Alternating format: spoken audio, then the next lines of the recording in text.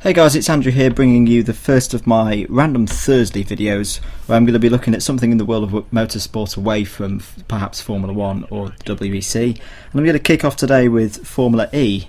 Now, Formula E is something that I've wanted to talk about for quite a few months, but as I've been away from YouTube, haven't been able to. And by happy accident, they've started testing the new car. They've been having shakedown testing at Donington Park in the last few days. And I thought I'd do a little video on Formula E and focus on the drivers. So if you don't know, Formula E is going to be the first worldwide championship that's going to be using purely electric powered single-seater racing cars. And one of the really good things that I think they've done is they've identified the need to have really high quality drivers for the launch of the new series, and they've formed this drivers club of guys who've expressed an interest that they want to be part of the first season of Formula E. So there's going to be 10 teams with 2 drivers each, just like Formula 1, and 7 of the places have already been allocated to drivers, and pretty much they're spot on picks for me. Franck Montagny, Lucas di Grassi, Daniel Abt, Karen Chandhok, Bruno Senna, Sam Bird and Jaime Alguersuari have been picked up by some of the teams so far. Yeah, they're pretty much all in the 20 drivers that I thought a few months ago would be good for Formula E. So yeah, I've got no complaints there. There's 3 things that I think a Formula E driver needs to have. First of all, obviously they have to be quick. They have to have shown really good performance in other series before they step into Formula E. Points 2 and 3 though I think are more specific to the situation that Formula E is in, that it's a new series, it's a new car, new technology, and the first of those points is that the driver needs to be adaptable.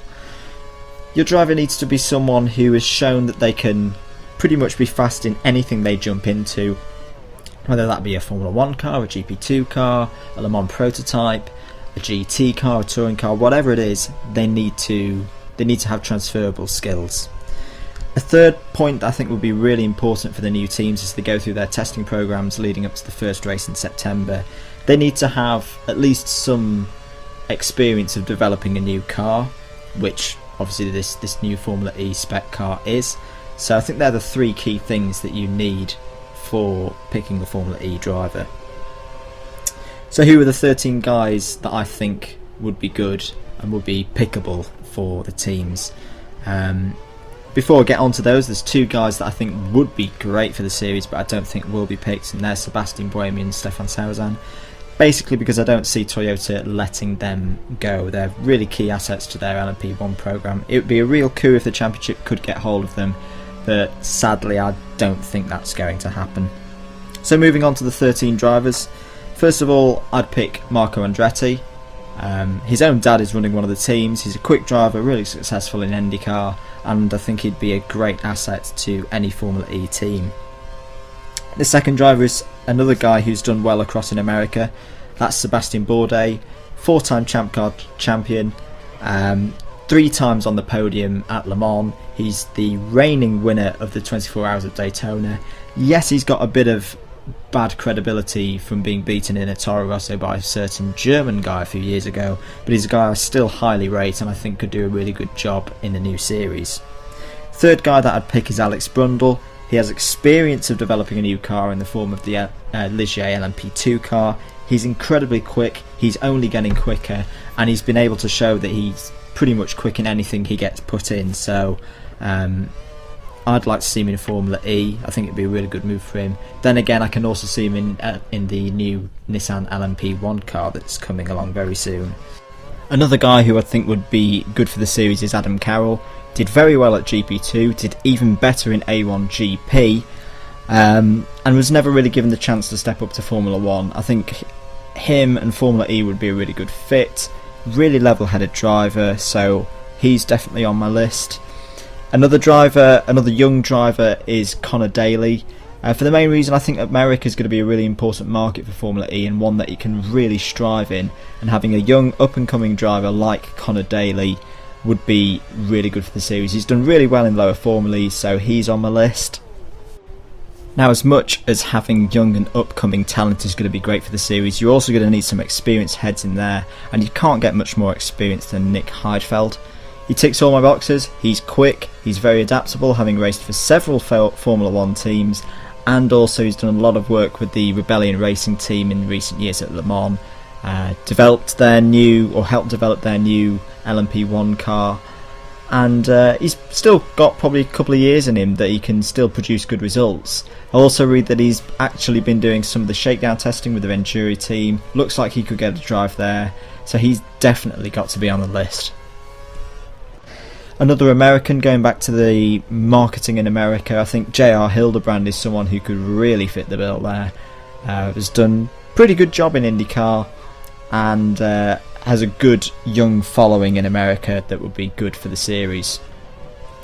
Another person who's done well across in America, not in IndyCar but more in the ALMS and the Tusk series, and more importantly has a lot of experience developing a new car with her work on the Delta Wing project, is Catherine Legg. I think she could do a really good job in a team, maybe the first couple of years wanting to develop the car, develop a new car.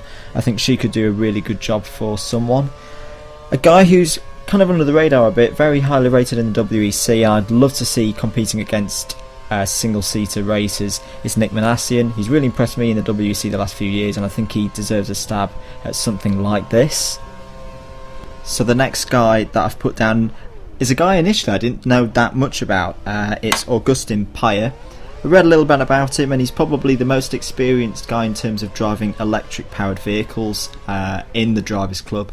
So I think that would be a really good attribute to take on board. I can see someone like Drayson Racing probably taking him up and seeing how he competes and how he helps them develop the car.